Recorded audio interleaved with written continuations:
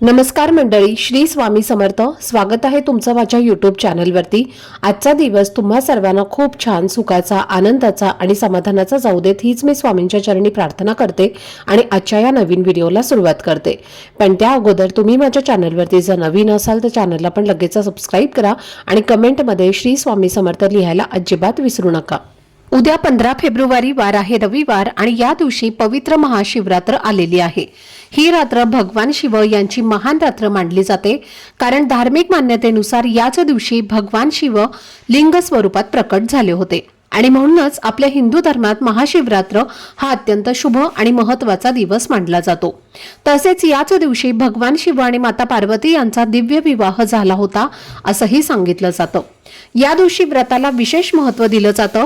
घरातील अनेक जण उपवास करून श्रद्धेने भगवान शिवांची पूजा करतात आणि असं म्हटलं जातं की या दिवशी केलेल्या व्रतामुळे आणि भक्तीमुळे शिवकृपा प्राप्त होते, मनोकामना पूर्ण होतात आणि जीवनातील अडचणी दूर होऊ लागतात.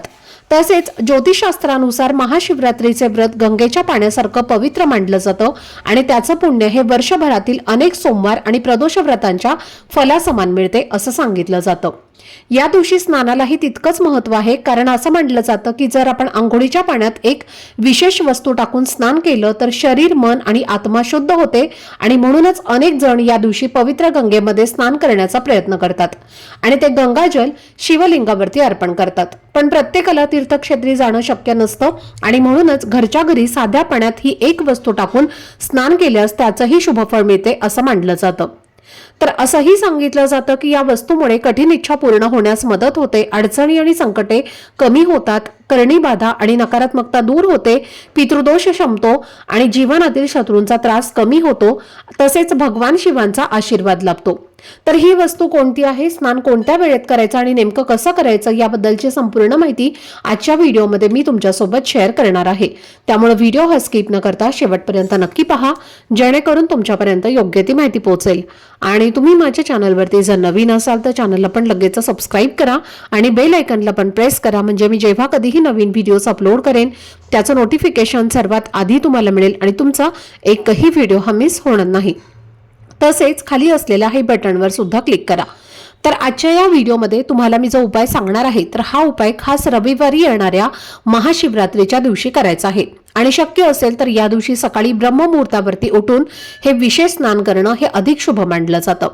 कारण असं सांगितलं जातं की ब्रह्ममुहूर्त हा दिवसातील सर्वात पवित्र आणि शांत वेळ असतो, ज्यावेळी वातावरणात सकारात्मक ऊर्जा आणि दैवी स्पंदने अधिक प्रमाणामध्ये सक्रिय असतात आणि त्यावेळेला केलेली पूजा, जप किंवा उपाय अधिक फलदायी ठरतात. जर तुम्हाला ब्रह्ममुहूर्तावरती म्हणजे साधारणपणे पहाटे 4:30 ते 5:45 या वेळेत उठून स्नान करणं शक्य झालं तर त्याच वेळेत आंघोळीच्या पाण्यात ही एक विशेष वस्तू टाकून स्नान करा. आणि जर या वेळेमध्ये शक्य नाही झालं तर काळजी करू नका, कारण महाशिवरात्रीचा संपूर्ण दिवस पवित्र मानला जातो. त्यामुळे तुम्ही दिवसभरात जेव्हा स्नान कराल तेव्हा त्या पाण्यात ती वस्तू टाकूनच स्नान करायचं आहे. ज्योतिषशास्त्रानुसार ब्रह्ममुहूर्तावरती केलेलं कोणतंही शुभ कार्य यशस्वी होण्याची शक्यता अधिक असते, म्हणून शक्य तितका प्रयत्न यावेळी स्नान करण्याचा करा. पण महत्त्वाची गोष्ट म्हणजे वेळेपेक्षा तुमचा श्रद्धाभाव सुद्धा अधिक महत्त्वाचा आहे. बऱ्याच वेळेला आपण मनापासून पूजा किंवा उपाय करतो पण तरीही अपेक्षित यश मिळत नाही आणि त्यामागचं कारण म्हणजे आपल्या मनातील अस्वस्थता, नकारात्मक विचार किंवा सूक्ष्म दोष जे आपल्याला जाणवतही नाहीत. त्यामुळे महाशिवरात्रीच्या दिवशी केलेले हे विशेष स्नान शरीरासोबतच मन आणि आत्म्याला सुद्धा शुद्ध करण्याचं काम करतं आणि आपल्यामधली नकारात्मक ऊर्जा दूर करून आपल्याला सकारात्मकतेकडे घेऊन जातं. जेव्हा मन शांत आणि शुद्ध होतं तेव्हा केलेल्या प्रार्थना आणि उपाय अधिक प्रभावी ठरतात आणि म्हणूनच या पवित्र दिवशी हे स्नान विशेष महत्त्वाचं मानलं जातं. आपल्या प्रत्येकाच्या मनात एक साधी पण मोठी इच्छा असते की आपल्या जीवनामध्ये भरपूर यश मिळावं, पैसा यावा, घरात संपत्ती आणि समृद्धी नांदावी आणि यासाठी आपण सगळेच जण मनापासून कष्ट करतो, प्रयत्न करतो, दिवस रात्र मेहनत घेतो. पण अनेक वेळेला असं होतं की इतके प्रयत्न करूनही अपेक्षित यश मिळत नाही, पैसा टिकत नाही किंवा काही ना काही कारणाने अडथळे सतत समोर येत राहतात. तर अशा वेळी काही पारंपरिक आणि श्रद्धेने केलेले उपाय आपल्या मनाला सकारात्मक दिशा देतात आणि असं म्हटलं जातं की त्यातून आपल्यावरती लक्ष्मी माता, कुबेर यांची कृपादृष्टी होते, ज्यामुळे आर्थिक स्थिती आपली सुधारू लागते आणि घरात धनप्रवाह वाढू लागतो। आणि जर तुम्ही हा उपाय महाशिवरात्रीच्या दिवशी श्रद्धेने केला तर भगवान शिव यांचाही आशीर्वाद लाभतो असं मानलं जातं। त्यामुळे मनातील अगदी कठीण वाटणाऱ्या इच्छा सुद्धा पूर्ण होण्यासाठी मार्ग खुला होतो। तसेच जर तुमच्या जीवनामध्ये एखादा शत्रू असेल, तो उघडपणे तुम्हाला त्रास देत असेल किंवा गुप्तपणे तुमच्या विरुद्ध प्रयत्न करत असेल, समोर गोड बोलत असेल पण मागे तुमचे नुकसान करण्याचा विचार करत असेल, तर अशा नकारात्मक शक्तींपासून संरक्षण मिळवण्यासाठी हा उपाय उपयुक्त मानला जातो। कारण श्रद्धा आणि सकारात्मक ऊर्जा यामुळे तुमचं मन मजबूत होतं आणि तुमच्या भोवतीचे वातावरण सुद्धा हळूहळू बदलू लागतं। जेव्हा मनात भीती नसते, आत्मविश्वास वाढतो आणि देवावरती विश्वास दृढ होतो, तेव्हा शत्रूंचा प्रभाव कमी होतो आणि जीवनामध्ये यश, पैसा आणि समाधान यांचा मार्ग अधिक स्पष्ट दिसू लागतो। आणि म्हणूनच हा उपाय केवळ पैशासाठीच नाही तर मानसिक शक्ती, मानसिक शांती आणि संरक्षणासाठी सुद्धा तितकाच महत्त्वाचा मानला जातो। तर हा उपाय करण्यासाठी आपल्याला महाशिवरात्रीच्या दिवशी सकाळी लवकर उठायचं आहे। उठल्यानंतर अंघोळीचं पाणी काढायचं आहे। अंघोळीचं पाणी काढल्यानंतर त्या अंघोळीच्या पाण्यामध्ये सगळ्यात महत्त्वाची आणि पहिली वस्तू आपल्याला टाकायची आहे ते म्हणजे गाईचं कच्चं दूध। जर आपण या महाशिवरात्रीच्या दिवशी अंघोळीच्या पाण्यामध्ये दूध टाकून स्नान केलं तर मानसिक शांती मिळते, घरात पैसा हा कायम टिकून राहतो। याशिवाय भगवान शंकरांच्या कृपेने सर्व आजार हे देखील दूर होतात। आणि म्हणून तुम्हाला थोडंसं गाईचं कच्चं दूध जे आहे तर ते टाकायचं आहे। आता कच्चं दूध म्हटल्यानंतर बऱ्याच जणांना प्रश्न पडतो की नक्की कोणतं दूध, तर कच्चं दूध म्हणजे कोणतं, तर गरम न केलेलं जे दूध असतं तर ते तुम्हाला अंघोळीच्या पाण्यामध्ये टाकायचं आहे। यानंतर पुढची वस्तू आहे ते म्हणजे काळे तीळ। या दिवशी तुम्हाला चिमूटभर काळे तीळ सुद्धा अंघोळीच्या पाण्यामध्ये टाकायचे आहेत। काळे तीळ टाकून स्नान केल्याने पितृदोष किंवा इतर सर्व दोष जे आहेत तर ते दूर होतात आणि शुभ फळ प्राप्त होते। तसेच आपल्याला या दिवशी थोडंसं गंगाजल सुद्धा अंघोळीच्या पाण्यामध्ये टाकायचं आहे। गंगाजल अंघोळीच्या पाण्यात टाकल्याने आपल्या शरीराची, मनाची पवित्रता जी आहे तर ती वाढत असते आणि म्हणून थोडंसं गंगाजल जे आहे तर ते सुद्धा आपल्याला अंघोळीच्या पाण्यामध्ये टाकायचं आहे। आणि त्यानंतर तुम्हाला जो भस्म असतो, आपल्या घरामध्ये जी आपण अगरबत्ती लावतो त्याची जी विभूती असते, तर अगदी चिमूटभर भस्म किंवा जी विभूती आहे तर ती तुम्हाला घ्यायची आहे आणि ती सुद्धा तुम्हाला अंघोळीच्या पाण्यामध्ये टाकायची आहे। या दिवशी जर आपण विभूती ही अंघोळीच्या पाण्यामध्ये टाकली तर भगवान शिवशंकरांचा आशीर्वाद हा आपल्याला प्राप्त होतो आणि आपल्यामध्ये एक सकारात्मक ऊर्जा देखील निर्माण होते।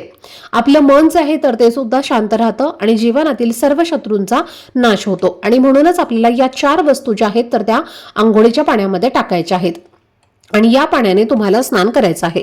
या दिवशी स्नान करताना डोक्यावरनं आपल्याला स्नान करायचं आहे, म्हणजे आपले केस जे आहेत तर ते सुद्धा आपल्याला धुवायचे आहेत। आणि हे स्नान करत असताना तुम्हाला ओम नमः शिवाय, ओम नमः शिवाय या मंत्राचा जप करायचा आहे।